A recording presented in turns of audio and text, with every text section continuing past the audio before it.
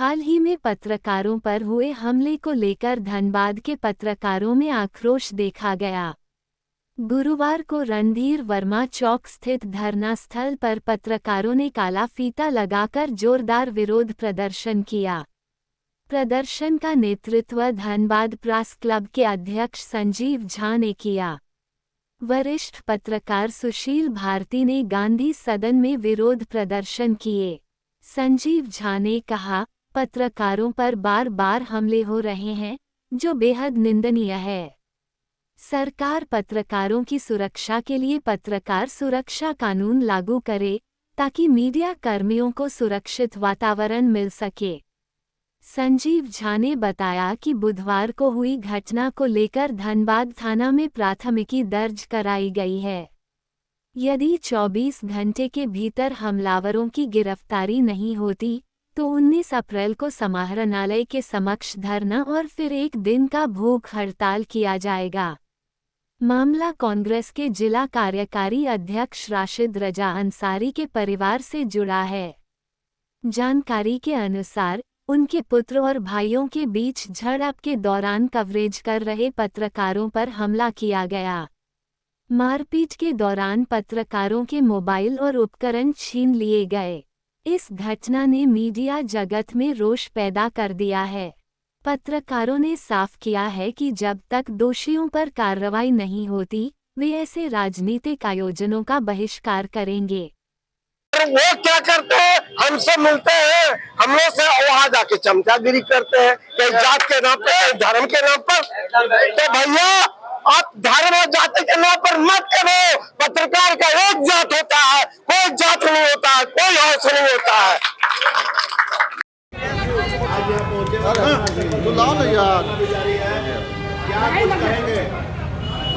देखिए, कल की जो घटना हुई है, जिस प्रकार से पत्रकारों को दौड़ा कर कांग्रेस पार्टी के कार्यकर्ताओं ने, खास करके जो नाम आया कि यहाँ के कार्यकारी जिला अध्यक्ष के बेटों और उनके भाइयों ने पत्रकारों को छायाकारों को दौड़ा के डंडे से पीटा।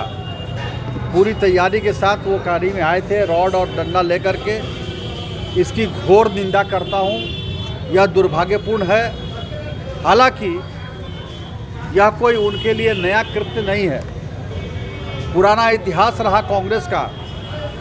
आप याद कीजिए, जब इमरजेंसी लगा था, इंदिरा गांधी जी की सरकार थी, और किस प्रकार से देश के चौथे स्तंभ की आवाज़ को बंद किया गया था, जेल में डाल दिया गया था, या जनता की आवाज़ को बंद किया गया। और आज फिर उसी कहानी को यहाँ के कांग्रेसियों ने दोहराया। और यह सत्य है कि कोई भी पत्रकार सच्चाई को दिखाएगा, कांग्रेसियों के कुकृत्य को दिखाएगा, उनके आपस के हाथापाई को दिखाएगा, तो उन पत्रकार को डंडे से पीट कर ये भगा देंगे। और वही कृत्य कल कांग्रेसियों ने किया है। यह संविधान की, इनके नज़र में संविधान का कोई मूल्य नहीं है। ये हाथ में कि संविधान लेकर के घूमते हैं, लेकिन वो नकली इनकी भावना है। उस पुस्तक को आप देखिएगा तो उसके अंदर कुछ आपको मिलेगा नहीं, केवल ऊपर से लिखा हुआ भारत का संविधान।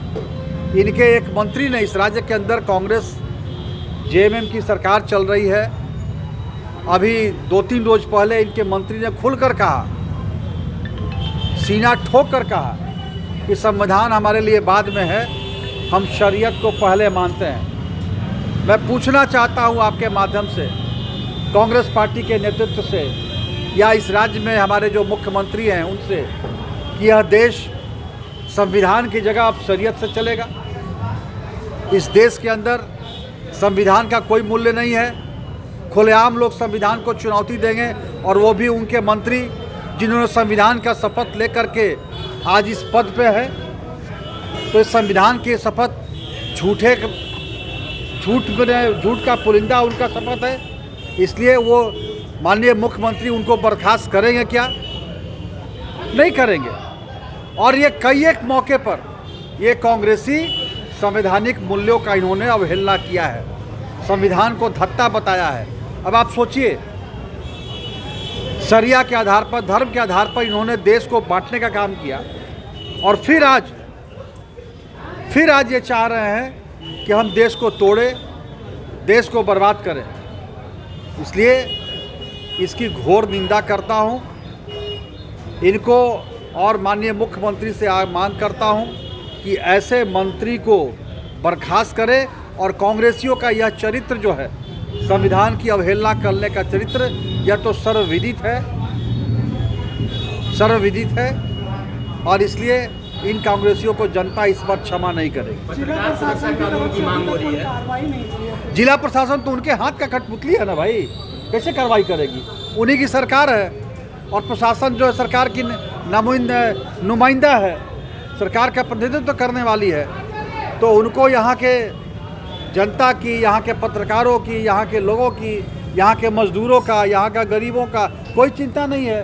वो तो जो कहेंगे कांग्रेस के कार्यकर्ता वही यहाँ के प्रशासन करेगा। पत्रकार सुरक्षा कानून को लेकर क्या कुछ कहेंगे? बिल्कुल पत्रकार सुरक्षा कानून लागू होना चाहिए और आगे आने वाले सत्र में भी हम लोग भी इस बात को रखेंगे विधानसभा में कि यहाँ पे झारखंड के अंदर पत्रकार सुरक्षा कानून लागू हो।